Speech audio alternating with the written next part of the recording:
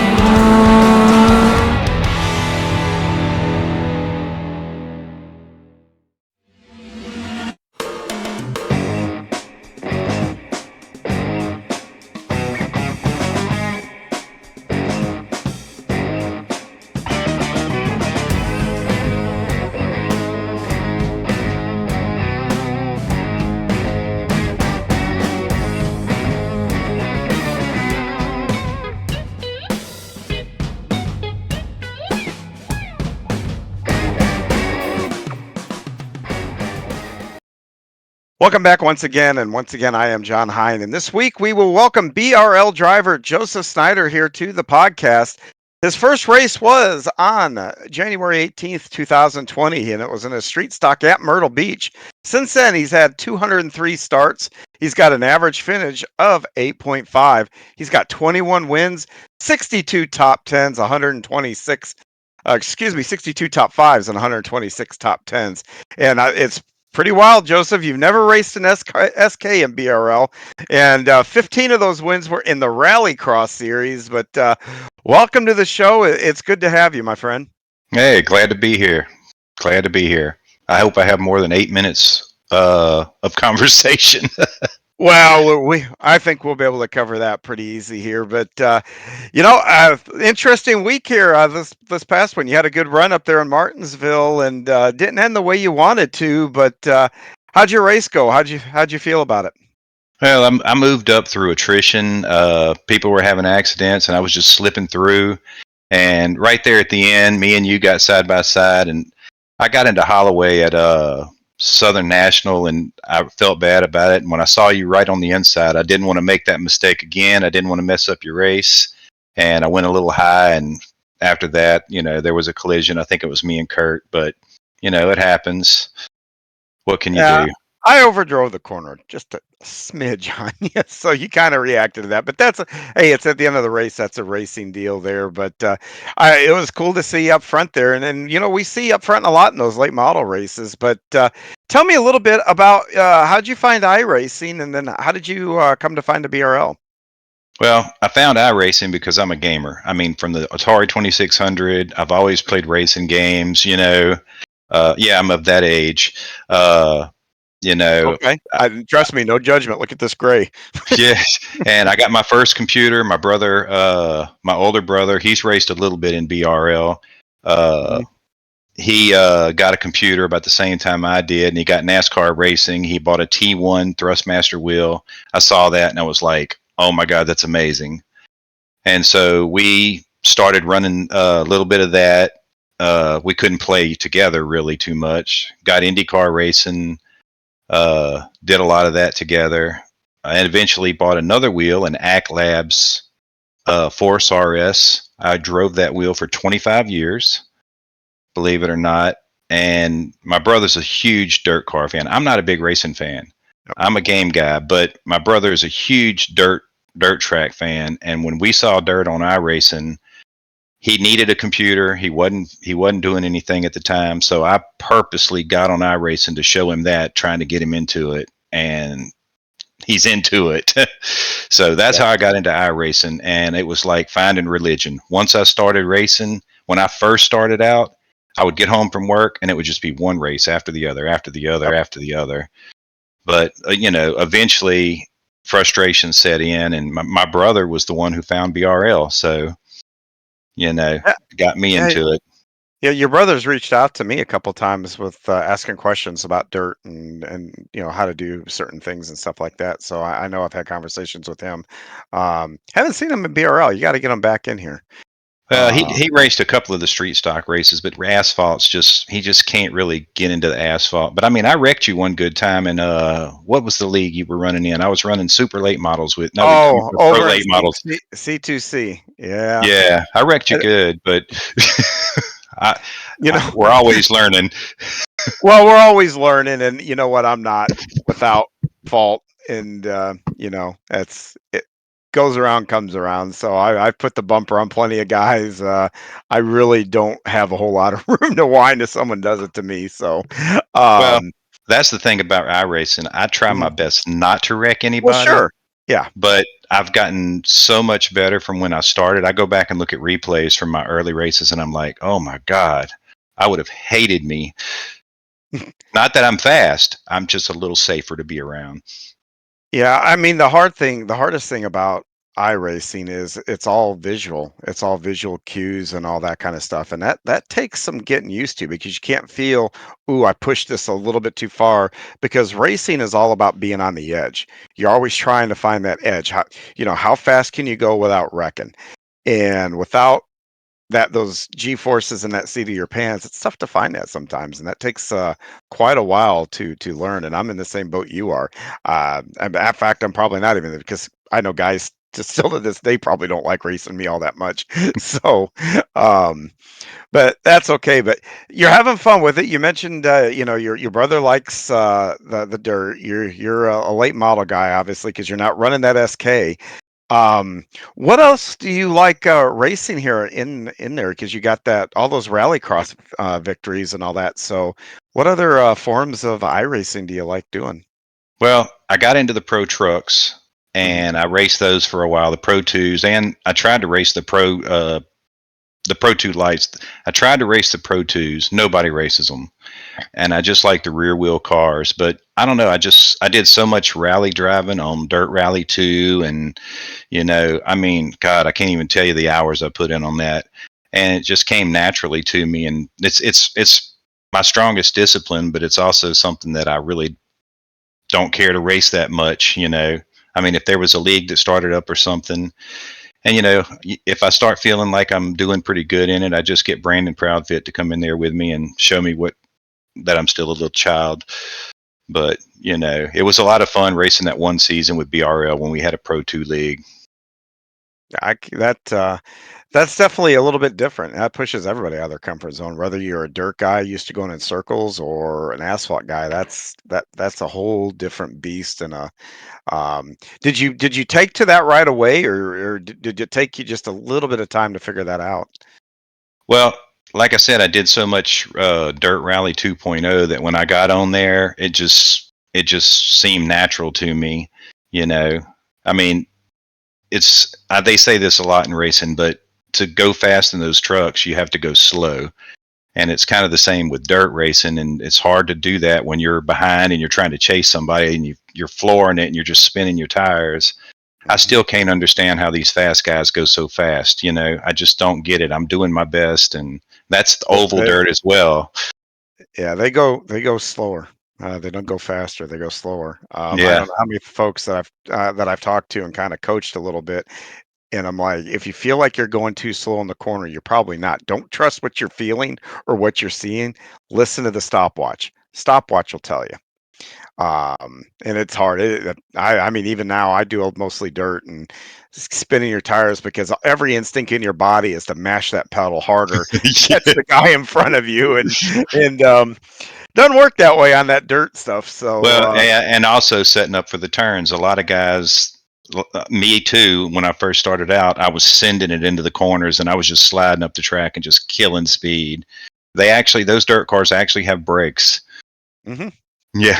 Yep, you yep, know. they do, and it sets the car, you get it pointed right as you get in the corner, and you get it to where you need to, and then you point it right out of the corner, but, um, I could go all day talking about that stuff, that's my passion, I like running the dirt, so, um, Well, but that's what got me in BRL. My brother started up with BRL. They had a pro late model yep, series, and we were going to race that together. And like the week after he joined it, Lowell got rid of the pro lates, and there he was. He was gone. So yeah, we had a nice little community there with us and, that liked those races, but the nice thing about BRL is you never know what tricks Lowell has up his sleeve, and he's been doing this a long time. And the one thing credit to him, he changes things up from time to time. Do something new, does it for a little while, and moves into something else rather than allow something to get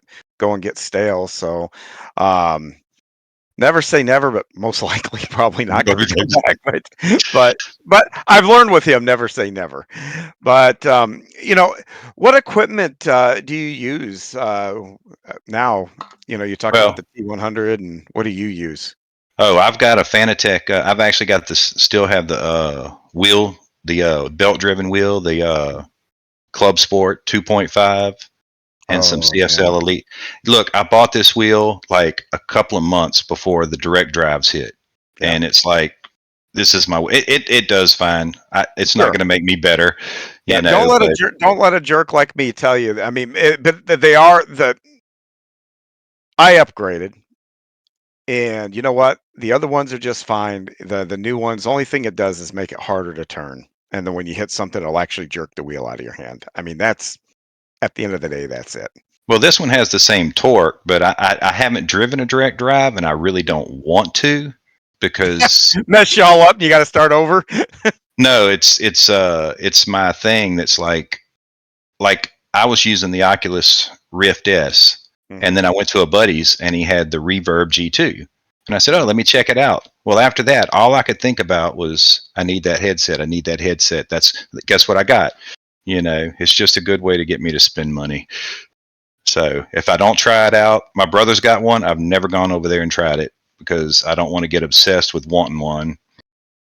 Yeah, that's what Lowell keeps telling me too about Microsoft Flight. Come over and do it. And I just know I'm going to do it. And I got this crappy ass thing, and I'm going to have too much fun, and then have to go sink a bunch of money to start flying.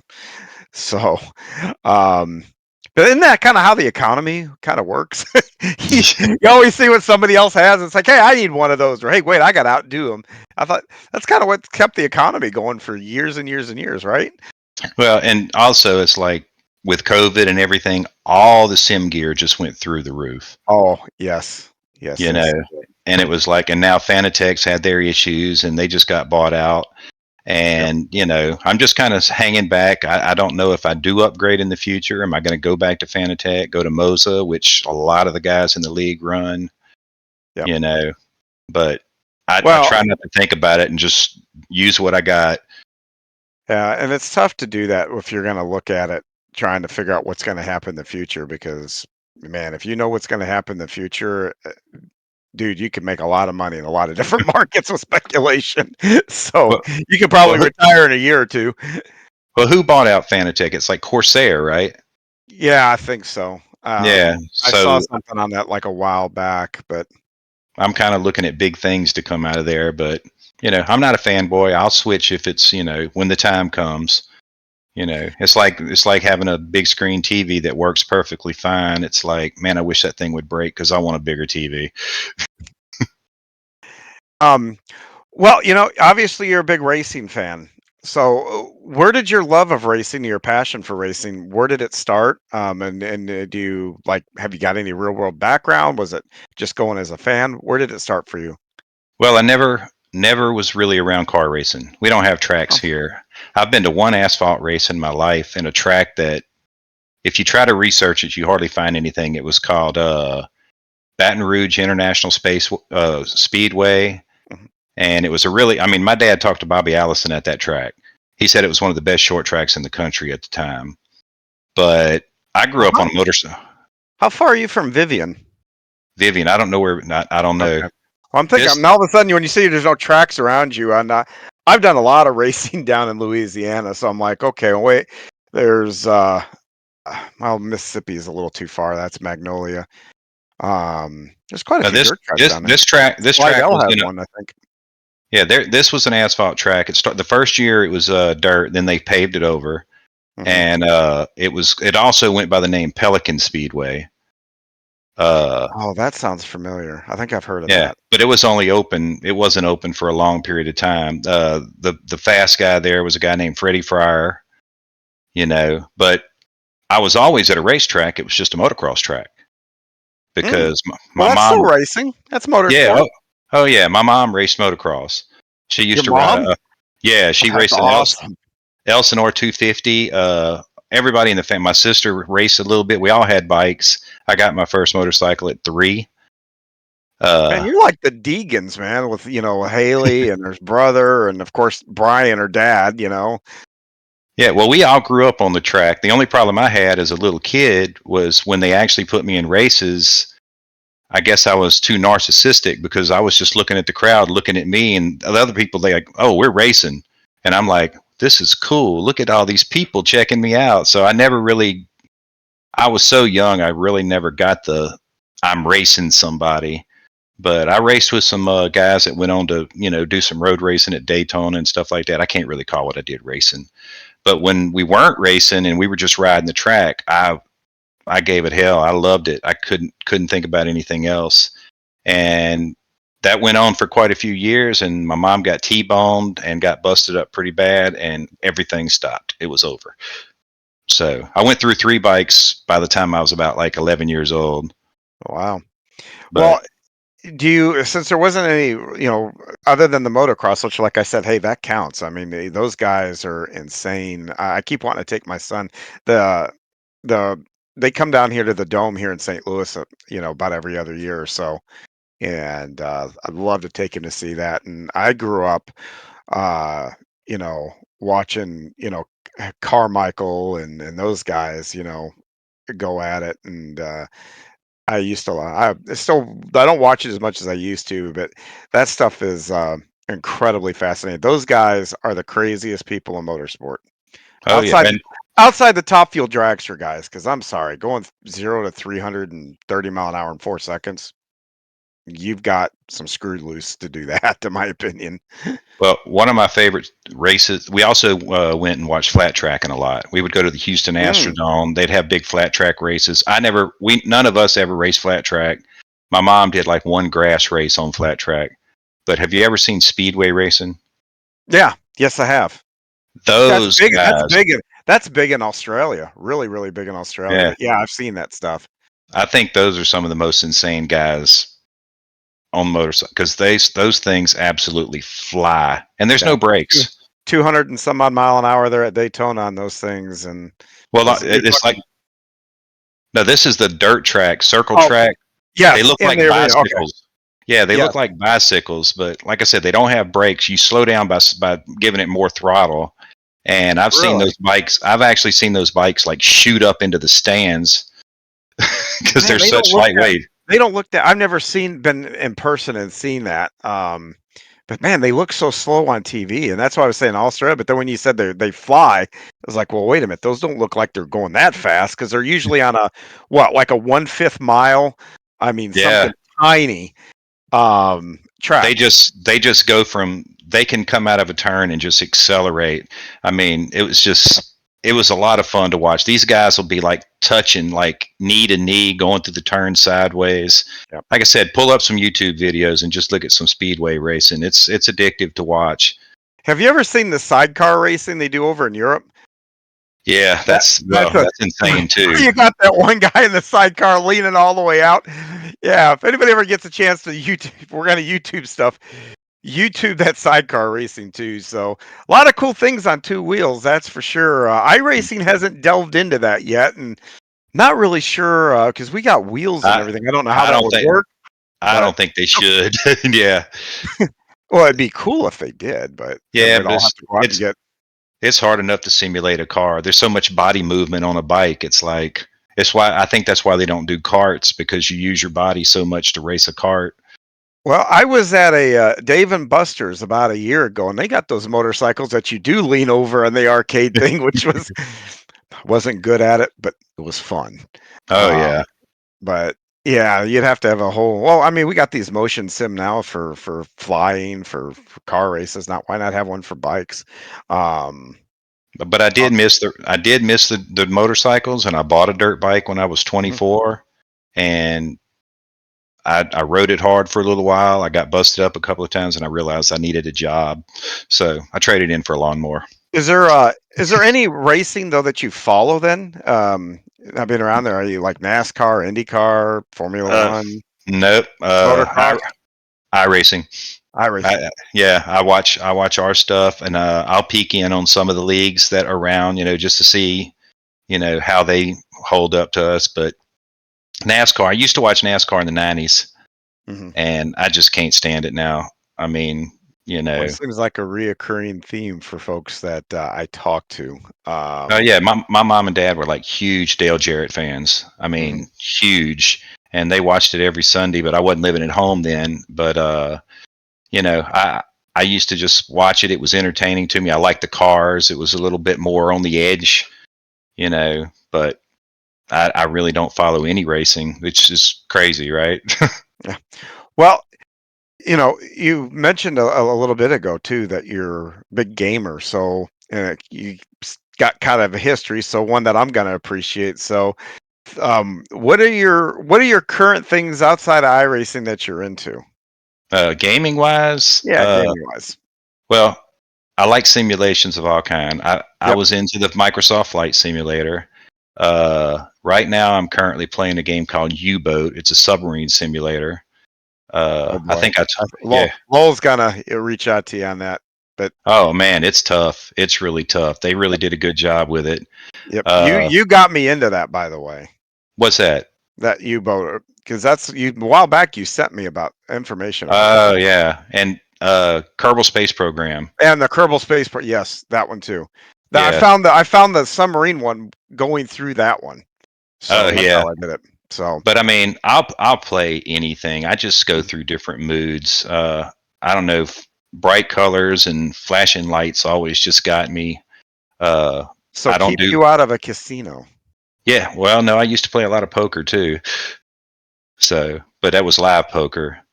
Yes, yes. I'm a blackjack guy, so Oh yeah. poker gets a little too complicated for me, and got to add, subtract, count, all this crap. That's above my pay grade. Um, so you like the simulation games?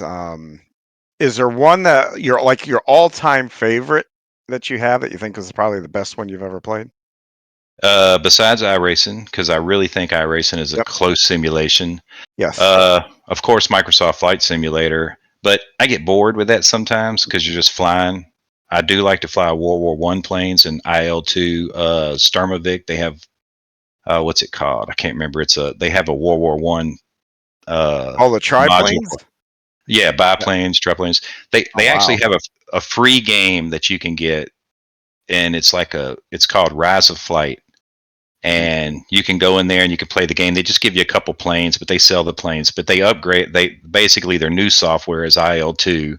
It's called Flying Circus, and I like shooting stuff down. But the closest and the game looks cartoony, and people look at it and they just kind of like they get turned off by the graphics. But Kerbal Space Program, I have more hours in that than probably any other game because I like building stuff and seeing it fail.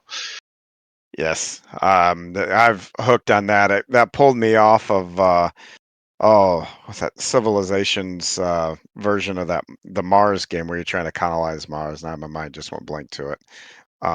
Might be Mission to Mars or something like that. Yeah, And I just love stuff like that. But Kerbal Space Program, I learned about orbital physics. I learned about all this kind of stuff. So, but it was like fun. It was a lot of fun. But you know, how about old school?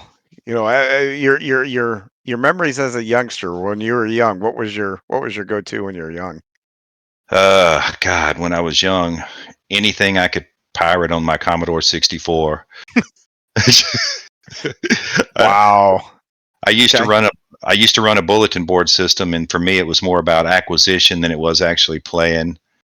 But So, did you have like the Atari, the old Ataris, or any of that stuff? Any of the console stuff either, or is it just computer?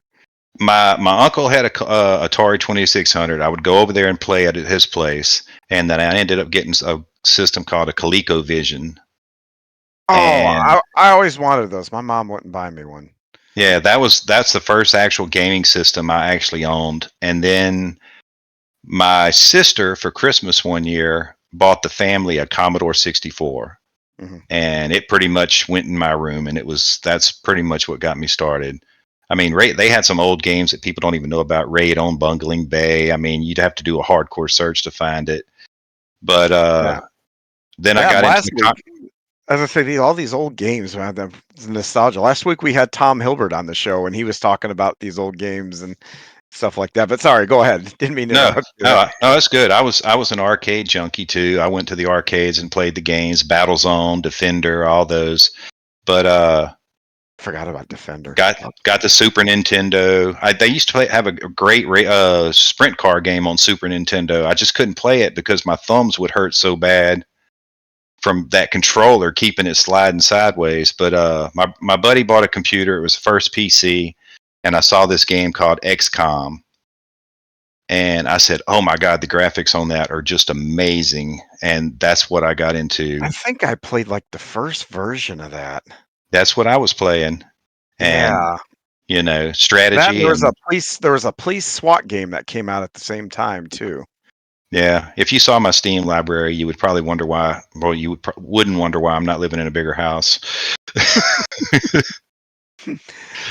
Well, I've I've said this before in the show. Steven Spees is my teammate and all that. We've laughed. I don't know how many times. If iRacing came out when we were in high school, we probably would still be single and living in a basement somewhere because that's probably what we would be doing. So all these new games and all these really cool bells and whistles, I'm really thankful they weren't there when I was a kid. Yeah, it's where you couldn't afford any of it. Well, yeah, that's true. And Yeah. but Well, it's like iRacing. I heard that when iRacing first came out, they didn't have leagues. yep. I would have been out of there. I mean, league racing has changed everything for me because I can't even race an official race anymore. Yeah, it's funny. I look at my starts when I first got on iRacing, and it's like the first year was like 250 like starts, right? And then I found BRL because that was my first league that I was in, and my starts dropped to like 30, went like 250 to 30. And now it's like one or two a year and a handful of road races. Right. When I'm sitting around the house and I'm like, I'm bored. Let me go race a race. And then I come out of the room like, that was stupid. Yeah. I actually utilize practice sessions more than I do races. I'll go in and pop into a lot of practice sessions, and it's good that I do that because it reminds me in about 30 seconds why I don't want to enter that race later later on. Yeah. So, And it's um, like I learned a long time ago to mute my voice chat. I don't even hear anybody talking to me because it's like you got guys that want to sing while they're racing and stuff like that. yeah. They just messed the whole thing up. But I raced in a nice little league. SCS was a dirt league that I raced with my brother. Had a really good group of guys in there. Uh, it kind of dissolved, and like I said, not long ago, I thought BRL was about to end, and it was like, oh my god, what am I going to do with that's my Right. racing fix. If I could race every series, I would be racing every series. But right now, for reasons I can't do it. But I do make my Saturday night races. Yeah, there was a lot of guys hitting that panic button. I think it was back in June, May or June, when it looked like it might be coming to an end. So, myself included.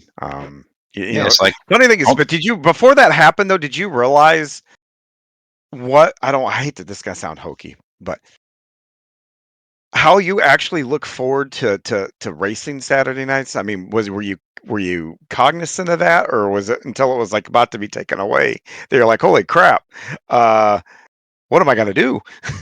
no, I have a routine. It's like I work a lot of Sundays, Mhm, so when I'm driving to work on Sunday, I'm usually listening to the race, or on Saturday. They used to be on Friday night. Saturday morning, I'm listening. I put it on my stereo and I'm listening to the SK race, hear what was going on. Sundays, I'm listening to the race I was in because I can't really watch it that late. mhm. And during the week, I mean, I take that email we get from Lowell. It's in my inbox the whole time. I'll come in here, run laps, try to, I'll look at old races, try to see if there's something I was doing, just, you know, I'm not great, but I want to win. And I do the best that I can, even though, I acknowledge I'm not the best, but I still want to do my best showing. So, and yeah, so it was like, it's in my head every day driving to work. Well, I my prediction is you got some whims that are probably not too far off into the future. I mean, I've been around you on track, everything else. You've got pace to do it. I think you just need a little luck. Um, but yeah, Hey, my best. you're a good driver, so don't undersell yourself. Well, when I start up front, it's my best chance to win. you know. Yeah, yeah, and that's always like a two-edged sword. I always feel because I mean, everybody feels the same. When you're on the front row, second row, or whatever, you're thinking, "Hey, this is a good opportunity," and it makes when something doesn't go right so much more, because it's a wasted opportunity. And those are always tough pills to swallow. But it's kind of funny. Those are the races that could take you to the highest of highs, right down to the lowest of lows, like in a snap of a finger. Well, and there's a lot of races that I think they depend a lot on luck, and Yes. that's just because like certain tracks are like single line tracks. You get a couple of outside starts, you know, you're going to have a tough time. I mean, they do have people that can overcome that. JR, some of the guys, I can name a bunch of them that can overcome that. I really can't. And I don't know if you ever do this, but lately I'll give up a position to try to get in that odd position in case there's a restart, Yep. just because I'm dead in the water if I'm on the outside. Hey, you saw that last Saturday night, and that wasn't Yeah. on anybody but me. I take full responsibility. I panicked. Well, I know, but you reacted. If I probably wouldn't have dove in quite as deep, but you know what's funny? You say that though, because when you had your issue, that stuck me on the outside for that green white checkered basically. And I think I went from fourth or fifth back to seventh, sixth or seventh or eighth, somewhere back in there because I just got freight trained that late in the race, nothing on your tires.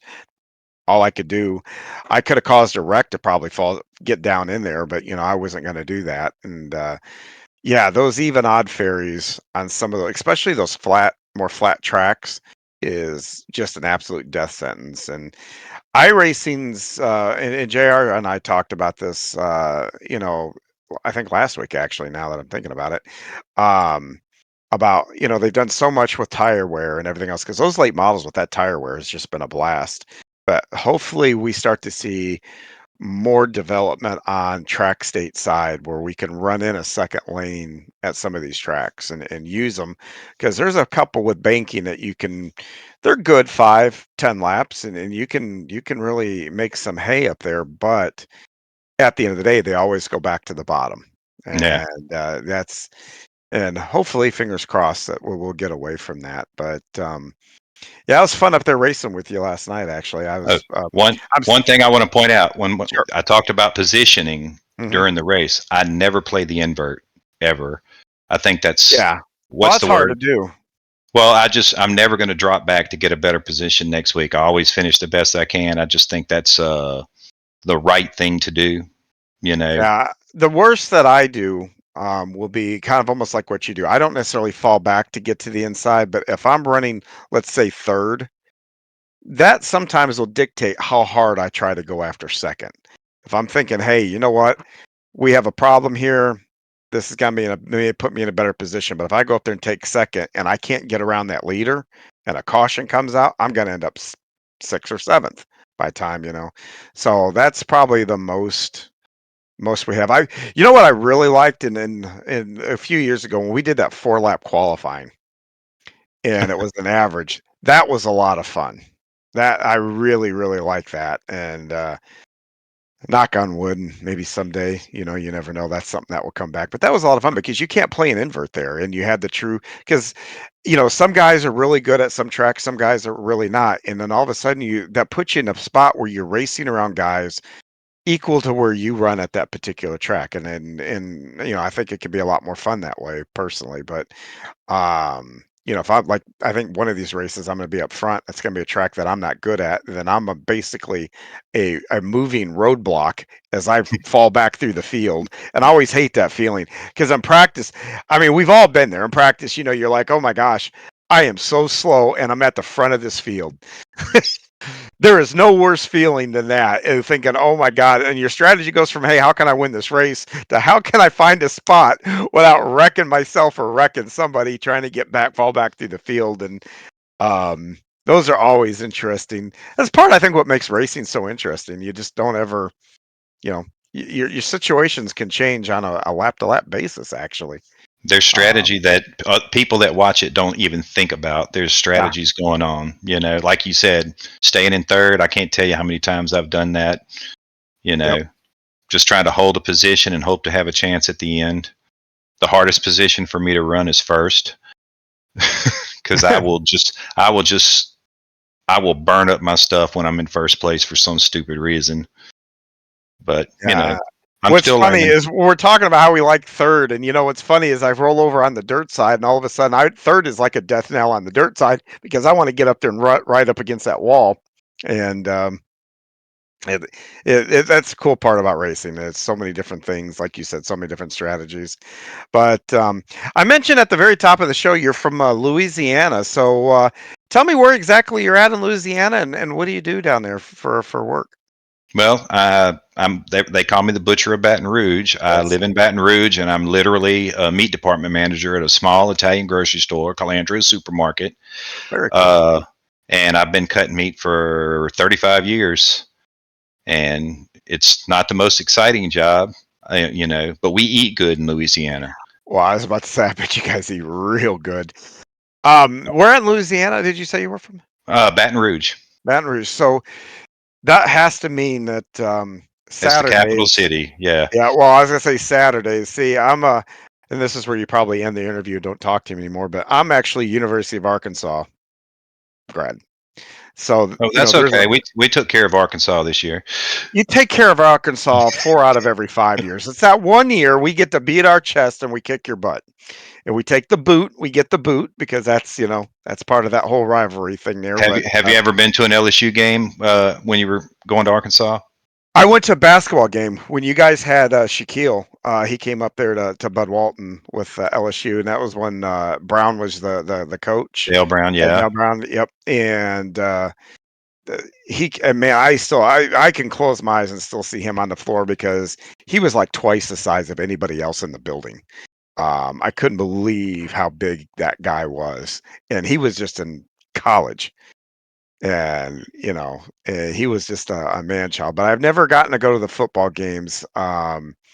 When I was there, I went to usually I picked one or two, and I always when I first started, we were still part of the Southwest Conference. So, the LSU thing hadn't happened. It was just transitioning over. And I don't know why I never got to one. That's probably a wasted moment, but I just In Baton Rouge, right there where I work, mhm. LSU football it's everything. Every customer that comes to my store has LSU swag on. Something LSU. You know, and the number of people that go to the games that don't even go into the stadium. I mean, it's hundreds of Yeah. thousands of people, and it's all food. Everything in Louisiana centers around food. Yeah, I well, mean, that tailgating stuff has gotten to be. I mean, it was out headed that way in the NFL too, but the NFL started banning tailgating because that's what people were doing. They were coming out to the parking lot, brought their TVs, sat out there and drank and had a good time in that atmosphere. The NFL was like, "Well, wait a minute, we're not making any money off of this," and but college.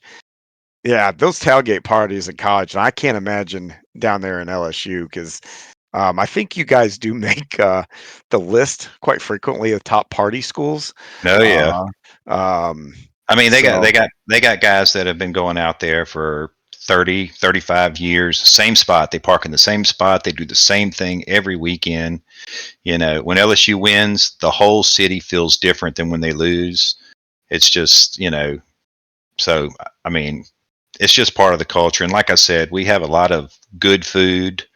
Uh, it's like you guys up north. I wish you could come eat with me. I'd like y'all to try some stuff that. Have you ever heard of boudin? that's a sausage, right? It's a sausage, yeah, but Yeah, it's filled with rice and meat and yeah. you know. I've heard of it. I've never had it. Have you ever had hog's head cheese? Heck no. I'm a little uh, nervous to even. I it's close my eyes and I visualize what that is, and it's like, ooh.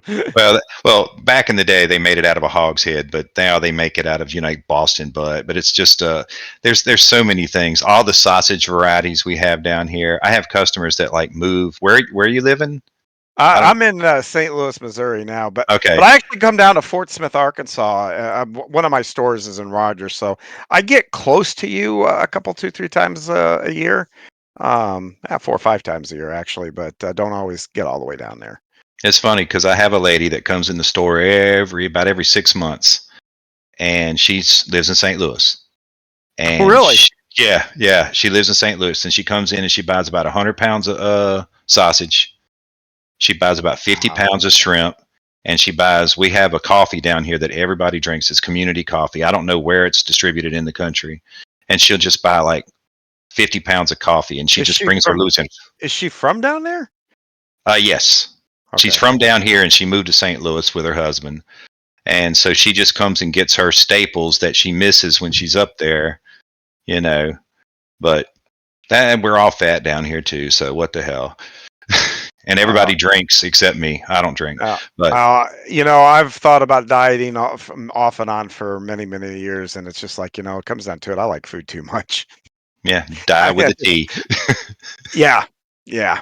So, well, you live down there in Baton Rouge. What do you have? Family?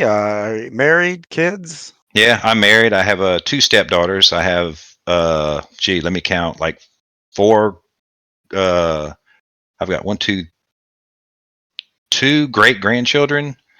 Wow, I've got you don't look that old. four grandkids.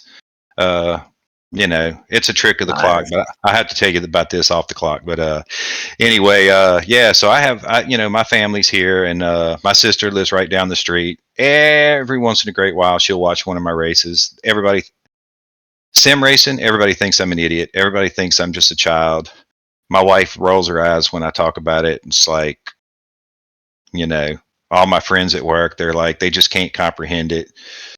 So Yeah, I get a lot of that too, and people get mad at me, and I'm like, yeah, well, I'm gonna go fake race tonight, so I can't do this or that. So, um, yeah, it's like I'm an outcast. I have one guy that they have a sausage company called Country Pleasing Sausage. I used to run yes, them as a it's on your sponsor. car. Yep, it's Not on my. anymore. It's not. I Oh, changed it. oh, But the guy that runs Country Pleasing Sausage used to race dirt late models, mm, and I sent him letters. I did everything I could trying to, you know, get him involved with this in some small way, and he never returned a letter, never returned anything. So that's not why I dropped him as a sponsor, but I was disappointed because he actually sponsored the the Five Flags race, snowball mm, derby. Yeah, he's the Country Pleasing is actually one of their big sponsors, or at least it was.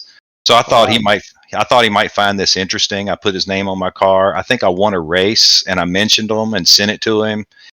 Crickets. I've tried to find BRL sponsors, but it's so hard because BRL is like nationwide, and it doesn't really benefit the companies that I deal with that are just yeah, regional.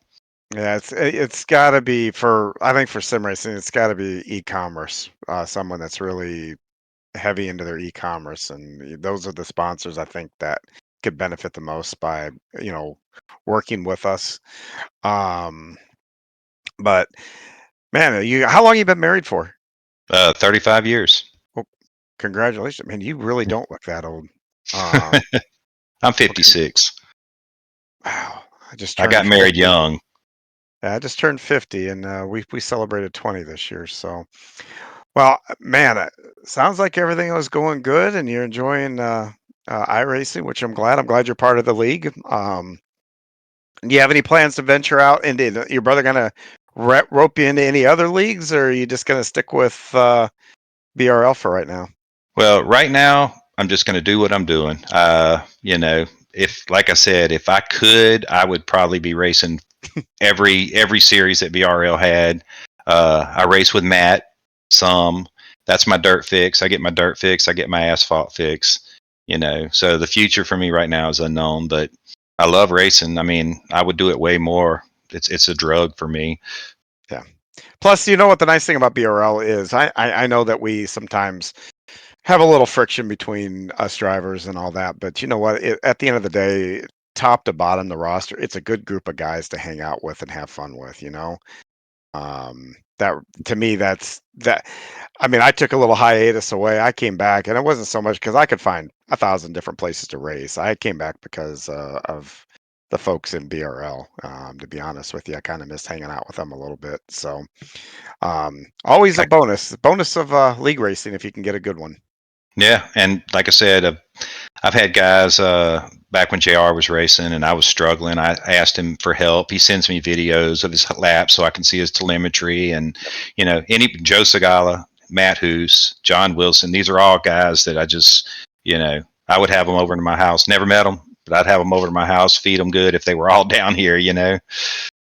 Because they just a good group of guys. Yes. Yep. Yep. Yep. And like I said, And I know I left somebody out, but not on well, purpose. no, but, well, like I said, the entire roster.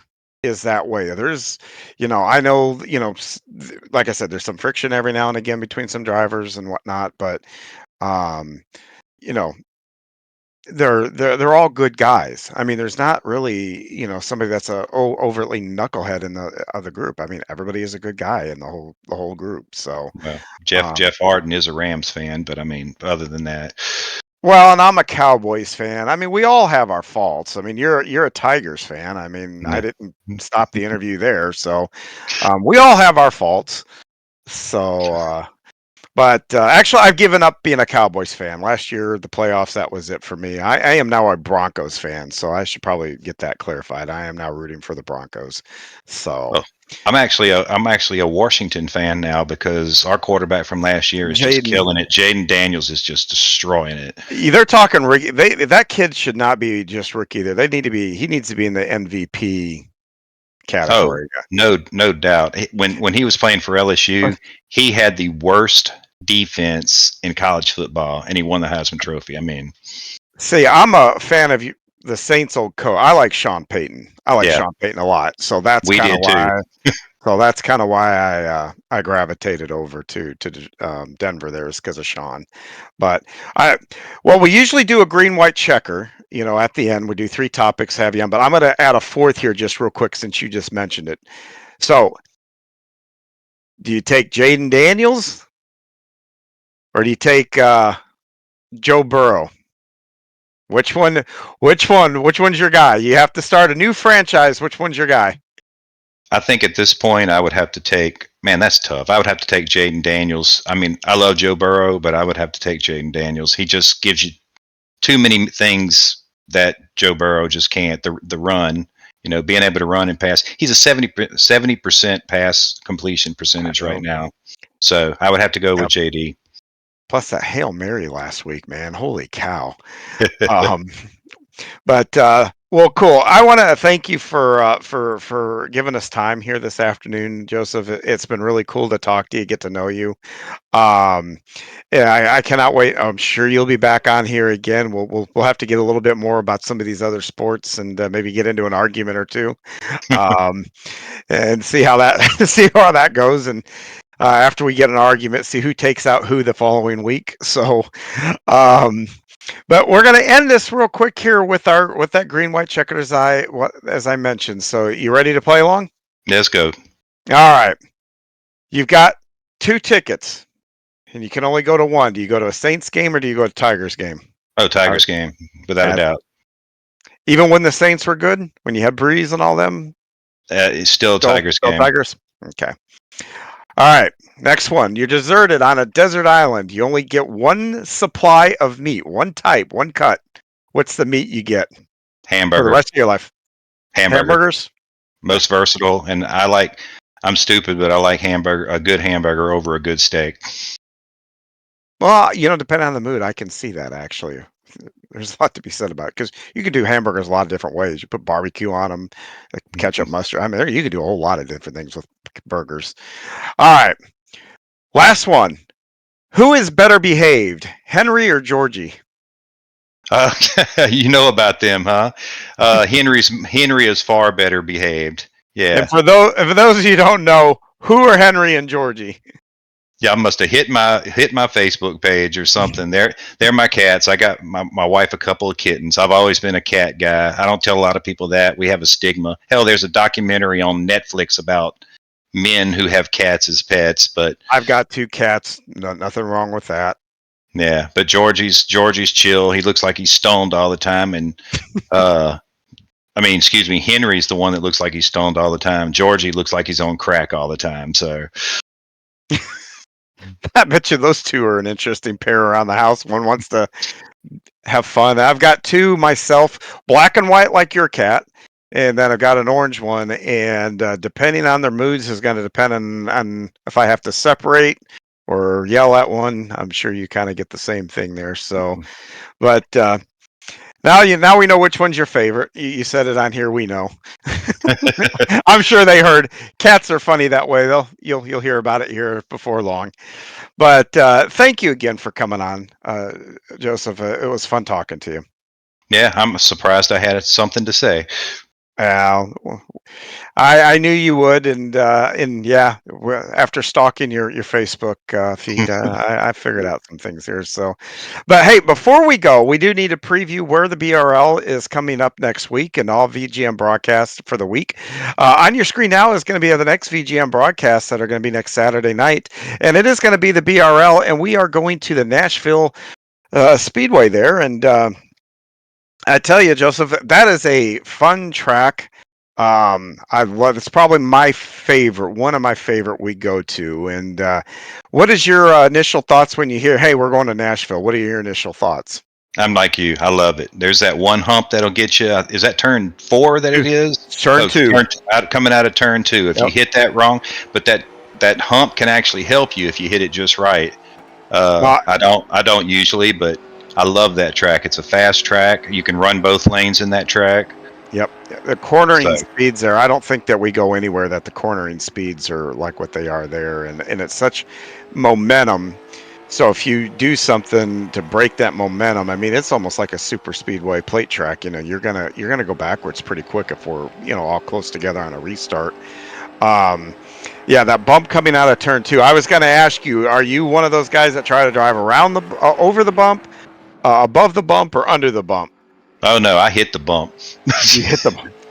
I So mean, then you know that the whole you got to lift a little bit to get through that bump, rather than keep your foot on the. Is that if how you get through there? if I hit it just right, it kind of makes my car skip and kind of rotates me a little bit. I can do that in the late model. When we used to race the super late models, I avoided the bump at all costs because it was just a recipe for disaster. But I don't really try to hit the bump, but I kind of know how to take it now, so I don't wreck myself every time I hit it. See, you need to get a hold of Lowell, and because if you're not in the SK, you should come out and run the SK for the first time.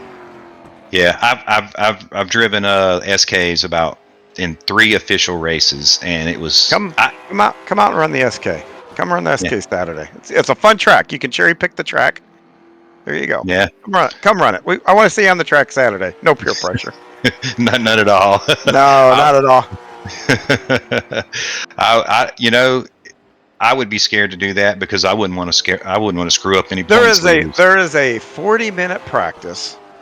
Come on in there. At least you know what? If you don't feel good, you can always disconnect. Move on to the next one.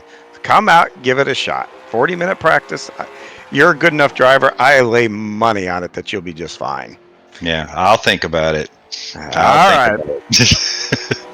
Yeah, but the track, going back to the track though, the trick of it is that bump in turn 2, but then it's that transition. I don't know why that transition coming out of turn 4, where the banking from the corner flattens out, and you lose. It's really easy to lose the back end at the exit of 4 too. So both ends of the present different challenges. So not only are you going a ludicrous speed, you're having to navigate some things, and to me that makes it all a lot of fun. So, Yeah. I think that driving the super late models has helped me a lot to get around that track. Because well, and to your other point though, 2 lanes. That track more times than not has 2 lanes of racing in it. You can get around there, and makes for exciting restarts, starts of the race. Gives you options when you're out there. So yeah, everybody tune in Saturday. All BRL races are usually really, really, really, really good. This one here, I think, will be another one that'll be one for the books. So, love it there. Yep, me too. So, and Joseph will be in the SK. I think I heard him say it. So there's even more reason to turn in on Saturday. See his shot at it. Honestly, I thought about dropping the late models and running a year of the SKs, but I'm going to have to turn some laps and see how they feel. Just come. All right, man. Well, hey, it was good talking to you this week. Thank you for all your time here, and I'm sure we'll get to talk again. All right, appreciate it, man. It was a lot of fun. Yep. All of us here at VGN want to thank you for watching this week, and please, again, like and subscribe to the channel. Ring that notification bell so you don't miss any of our broadcasts. Also, if you're a league owner and you have a broadcasting need or are a sponsor and are looking for a little publicity, please visit us at virtualgroup.net for info how to get in touch with us. So until next week, keep it between the walls.